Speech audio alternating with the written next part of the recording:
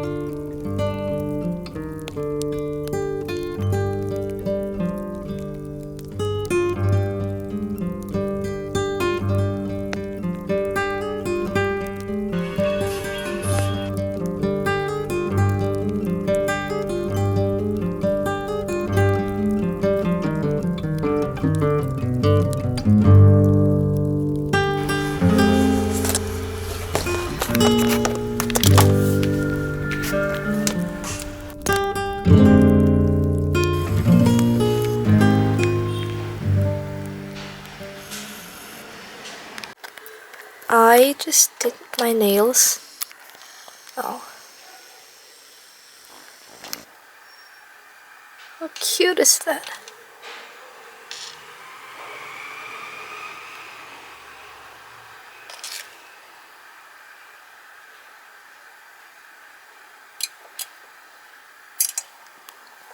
There are some lessons that I learned along the way.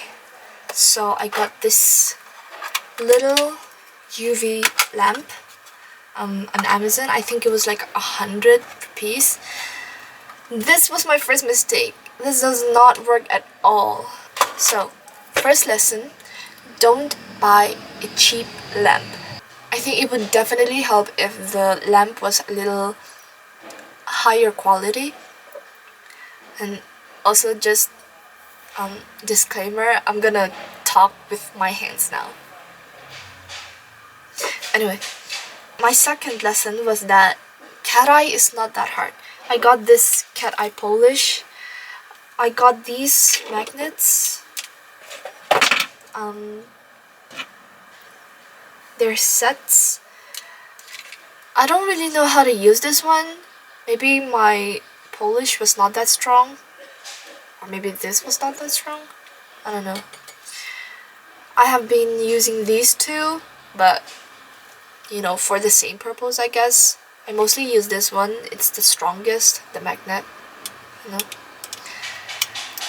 And yeah, cat eye is not that hard. You just put it on, wait for like 15 seconds, and then you just go ahead with the magnet, you know, however direction you want it. And my third lesson is that I don't know, I don't really like these. Maybe I haven't used them properly, but I got this one from Nika a few months ago. It works the same. It's a polish. Maybe this is at an advantage, because when I put on the Nika separately without other polish, like on my raw fingers, raw nails, it leaves a little bit of a yellowish color, which looks kind of gross, like, but it still works, you know, if I'm just gonna apply it over another color.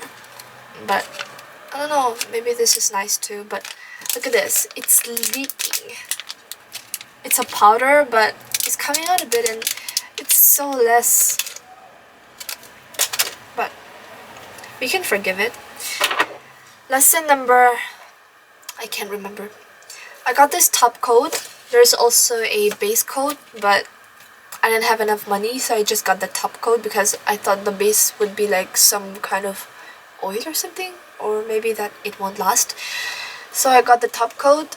I applied it on the base too. Don't judge me, I don't really know anything about this. I'm still learning.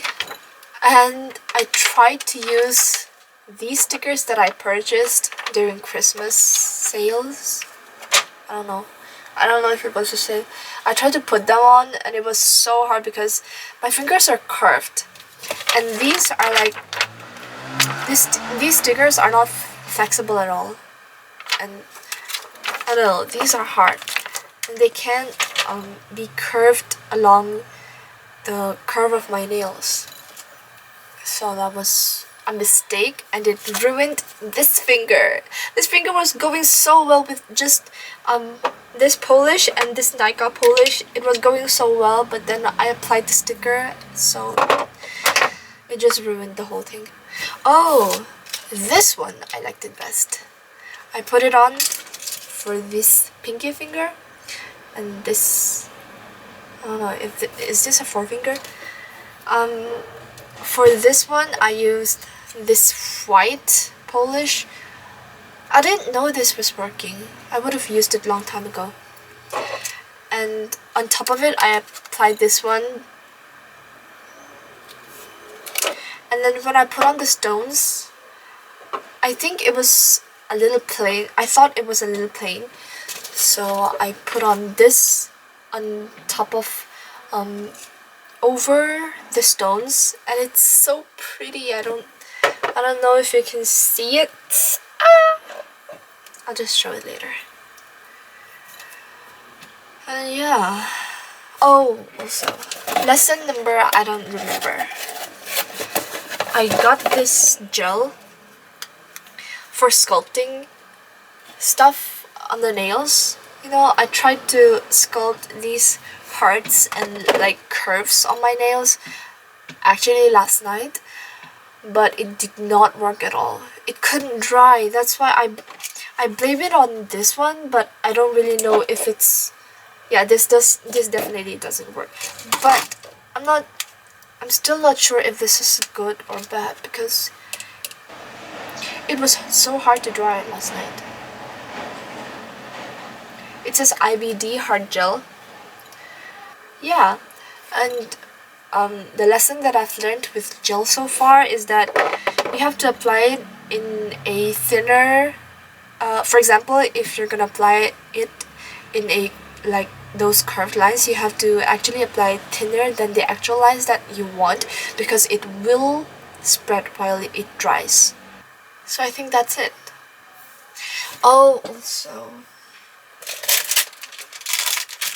I got these ones along with the polish, the nail polish stuff, the manicure stuff.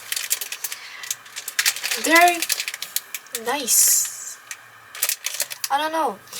If you want smaller curls, you should get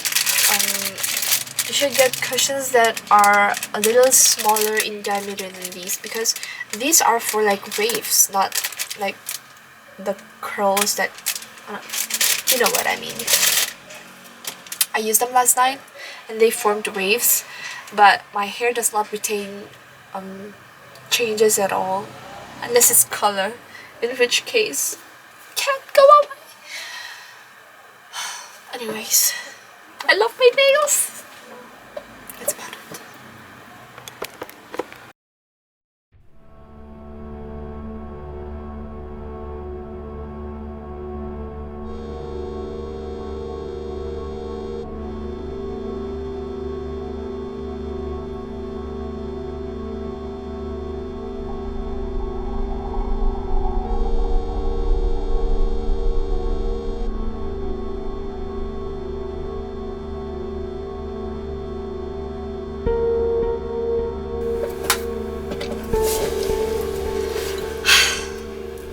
So, I read this book last night till the 6th chapter, and it really got me. I didn't know that it was gonna happen so early on in the book, but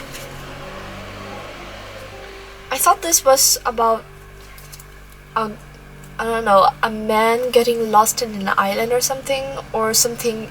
I thought that the either that or the island was gonna be some metaphor or something. Maybe it is. I haven't finished it. I read till the 6th chapter last night. So this is what happened to me so far. First of all, I will read you the first thing that got me. Oh, for a quick... Oh no. I will tell you the summary of what I've read so far. So this is me struggling to explain the summary of what I had read so far. So I'm just gonna voice over it. There is this protagonist called Will Farnaby. He stumbled onto this island called Vala. The island is somewhat disconnected from the other modern world. They have a self-governed society and a whole other system. So till he saw civilization, he climbed up a cliff, and from there he had an accident. He was founded by these two children called Krishna and Mary Sarojini, who called their grandfather Dr. Robert McPhail, to help him. So the doctor took him to his house, and Dr. McPhail had lost his uh, son. His name was Dugal. He died in a mountain climbing accident just 4 months ago. And so he was Mary Sarojini and Dam Krishna's father. And his wife, Dam Krishna, and Mary Sarojini's mother, called Susila, she's still in that house. I don't know, the grief in this scene, it's captured so beautifully. I didn't know that Aldous Huxley was this kind of man. To capture grief, you really have to know it, I think. So, this is chapter 4, the first paragraph. Tom Krishna and Mary Sarojini had gone to take their siesta with the gardener's children next door. In the living room, Susila McPhail sat alone with her memories of past happiness and the present pain of her bereavement. The clock in the kitchen struck the half hour. It was time for her to go. With a sigh she rose, put on her sandals, and walked into the tremendous glare of the tropical afternoon. She looked up at the sky. Over the volcanoes, enormous clouds were climbing towards the zenith. In an hour it will be raining. Moving from one pool of shadow to the next, she made her way along the tree-lined path. With a sudden rattle of quills, a flock of pigeons broke out of one of the towering peepal trees. Green-winged and coral-billed, their breasts changing color in the light like a mother of pearl, they flew off towards the forest. How beautiful they were! How unutterably lovely! Susila was on the point of turning to catch the expression of delight on Dougal's upturned face. Then, checking herself, she looked down at the ground. There was no Dougal anymore. There was only this pain, like the pain of the phantom limb that goes on haunting the imagination, haunting even the perceptions of those who have undergone amputation. Amputation, she whispered to herself. Amputation. Feeling her eyes fill with tears, she broke off. Amputation was no excuse for self-pity, and for all that Dougal was dead, the birds were as beautiful as ever, and her children. All the other children had as much need to be loved and helped and taught. If his absence was so constantly present, that was to remind her that henceforward she must love for two, live for two, take thought for two, must perceive and understand not merely with her own eyes and mind, but with the mind and eyes that had been his, and before the catastrophe, hers too in a communion of delight and intelligence.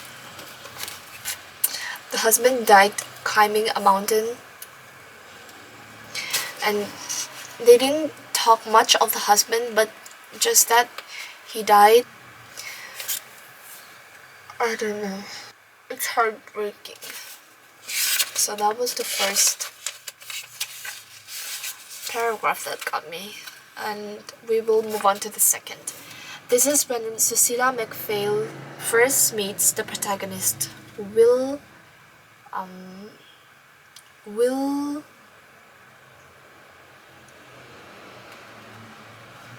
I always forget his last name. Something Fogany. I don't know. Forgany. Will something.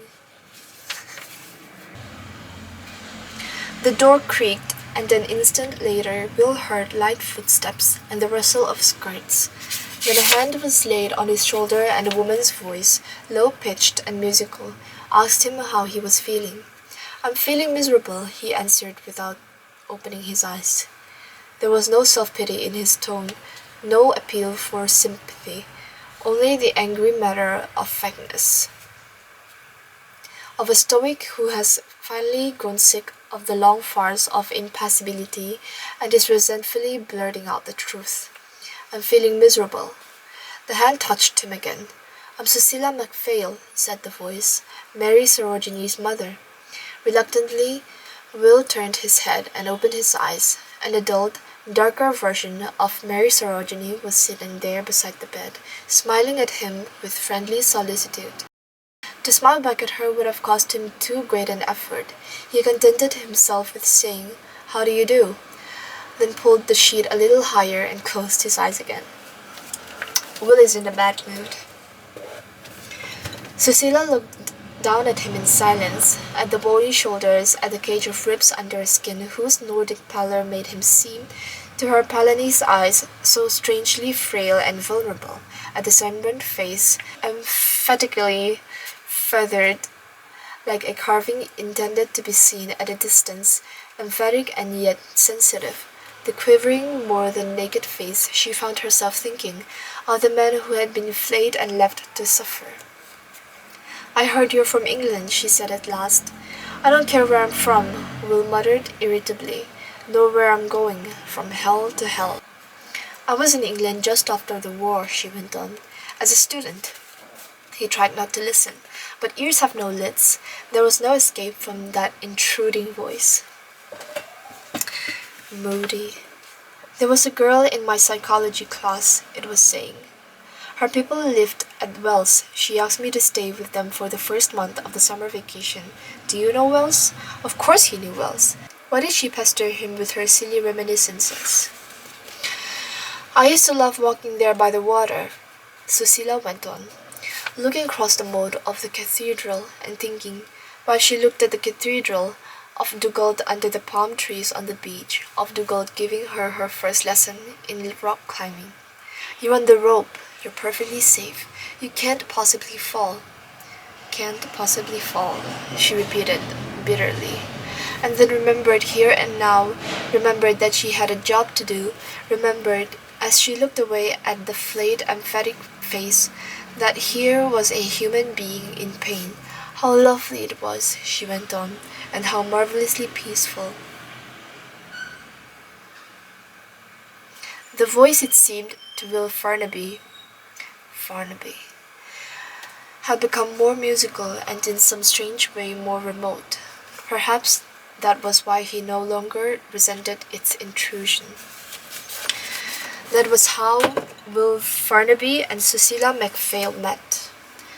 Grief, it's very hard to capture and it's really hard to let the readers relate with it. And I think Aldous Huxley does a really good job with this. Although this situation is very specific, the way that this living person grieves for the dead and for what is lost, it's just really profound.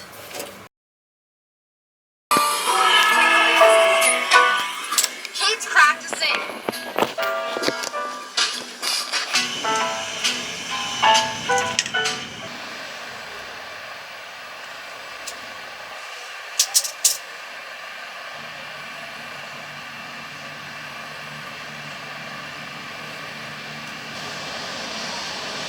The last thing I want to do is wake up at 7:30 in the morning. I have a class at 10, but at 9, so let me take you through a busy day in my life. I feel like my morning...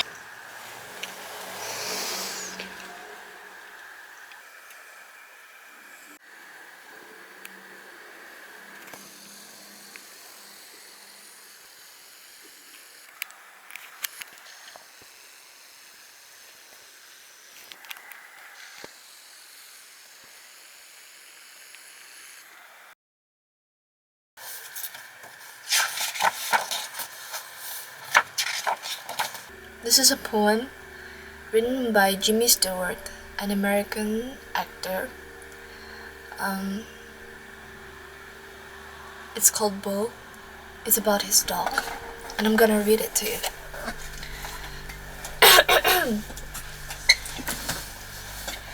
He never came to me when I would call, unless I had a tennis ball, or he felt like it, but mostly he didn't come at all. When he was young, he never learned to heel, or sit, or stay. He did things his way.